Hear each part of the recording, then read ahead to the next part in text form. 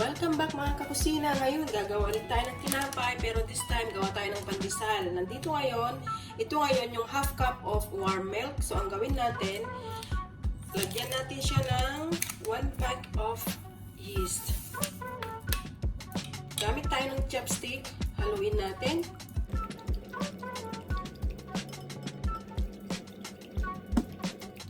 Pagkatapos haluin, isit aside natin ng 5 minutes.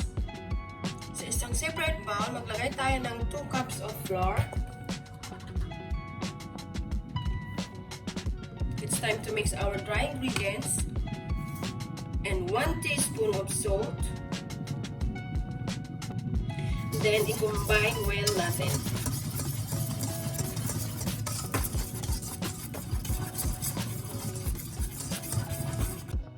At ito na nga mga kakusina ang itsura ng ating pinaghalong yeast at gatas.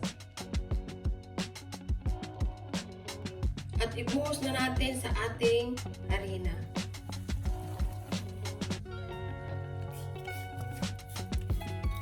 Dito pala guys, nag-add ako ng 3 spoon of sugar. Dito mga kakusina, kung wala kayong melted butter, pwede kayong mag-add ng 1/4 cup of cooking oil. Tapos mga kakusina, mag-add pa din tayo ng half cup of fresh milk. And then, haluin natin.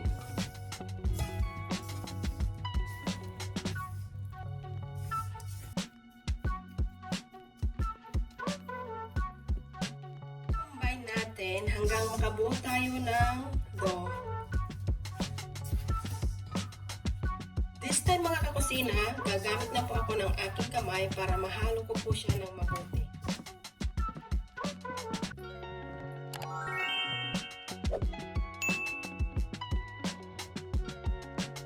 Dito mga kakusina, kailangan nating imasa yung ating dough ng 15 minutes or hanggang maging ganito yung kanyang consistency. So dito, pwede na natin siyang i-set aside. Gawin natin, i-brush natin ng cooking oil yung bowl or melted butter.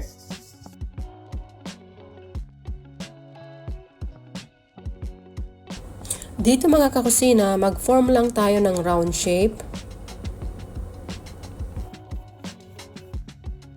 Ilagay natin sa ating bowl at ipok lang natin siya ng ganyan. Takpan lang natin siya ng clean cloth at iset aside natin ng 1 oras. 2,000 years later. Hayan na nga mga kakusina, nag-double the size ang ating dough. I-powderize natin yung area, tapos hanguin natin sa bowl, ilagay natin dyan at para hindi siya dumikit. Tapos, i-roll natin siya ng pahaba.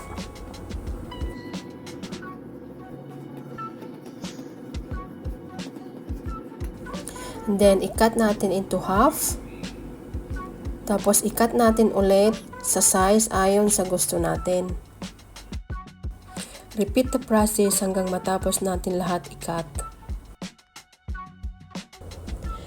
At dahil pandesal nga ang ating ibibake mga kakusina, kakailanganin natin ang breadcrumbs for coating.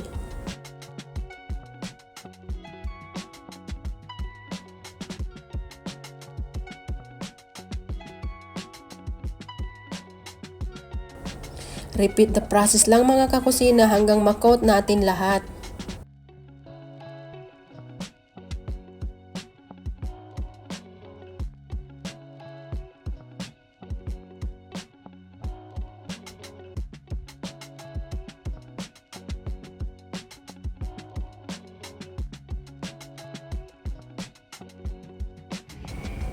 At ilagay natin sa ating baking tray, i-set aside natin ulit siya ng 15 minutes o hanggang sa mag-double the size.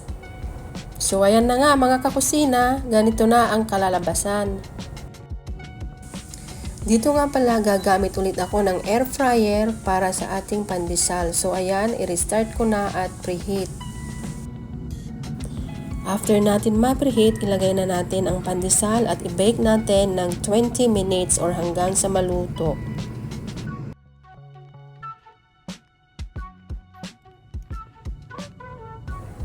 Luto na mga kakusina ang ating homemade pandesal.